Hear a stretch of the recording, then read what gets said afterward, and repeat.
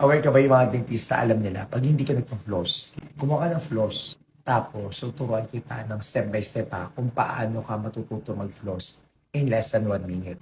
Ipulupot mo muna sa daliri mo kung saan ka mas comfy. Pagkatapos, i-insert mo sa bagang mo. Ako, una ko kasi bagang eh.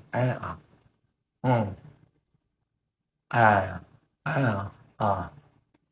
Paparamdaman mo lang naman siya, tapos nakikita mo, tanggal na. And then ulitin mo lang yun, i-C-shape mo siya. Paano yung C-shape ganito? Ganyan yung hihilang. Ayan. Aha. Ganun dapat. Hindi dapat na ganito lang.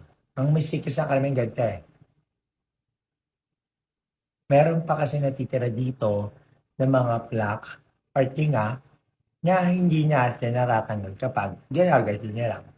Kaya ganyan yung gagawin mo. Ang tawag doon, C-shape method.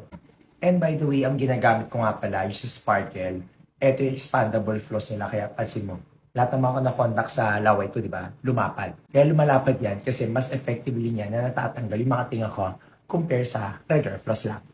Hmm. Yan siya. Di ba?